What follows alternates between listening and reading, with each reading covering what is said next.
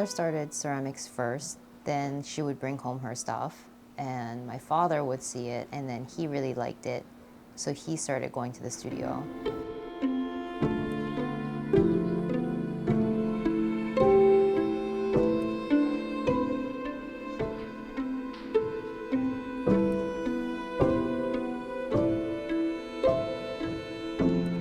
So they originally came from Japan in the 70s, and then they were doing odd jobs, and then slowly they kind of built up more and more. They were both successful at their careers, and then they opened this place. So this studio was opened in 1994.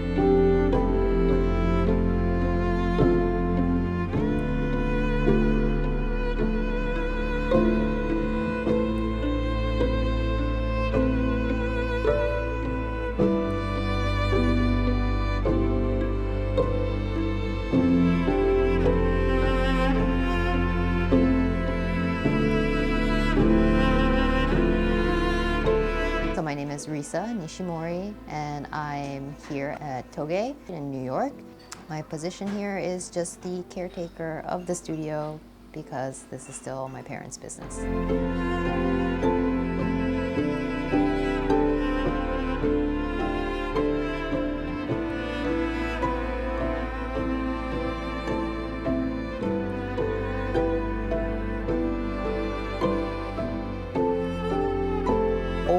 I was doing ceramics like since I was very young, only because I would go with my parents to a different studio that they were attending, and then I just made little things here and there. I never really learned properly. Then I went to Japan to go train properly. So originally when I went to Japan, it was so I can learn wheel throwing, but then when I came back to New York and just throwing on the wheel, I didn't really enjoy it so much because it's kind of like always symmetrical and perfect. So I just started doing a little bit more hand building, and then the style of hand building that I do is called nerikomi, and then that's where you kind of do a little bit more intricate patterning with the creation process. It's a little bit complicated, but it starts with you creating colored clay first, and then having different colors of clay, and then creating a pattern from that.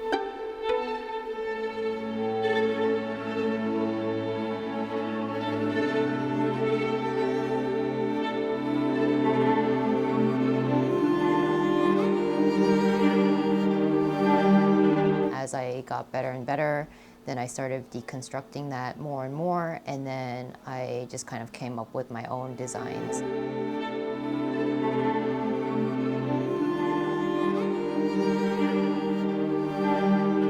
So here we're just like a pottery studio. We have the open studio, which is just for regular members to come in and use the space, but we also have classes that we run here.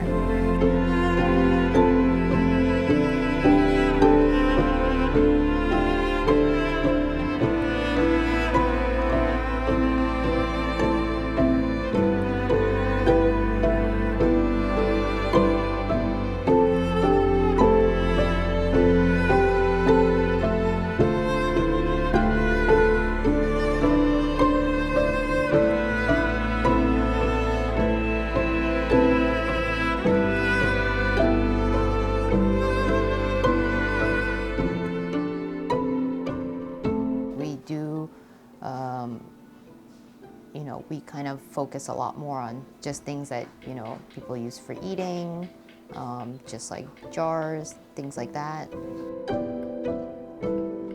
And we just try to get people to like understand that, you can make anything with clay, but does it have a purpose and does it have a functionality? We try to get people to try to understand that, but it's always in the beginning, it's a little tricky when you're learning something new. Yeah.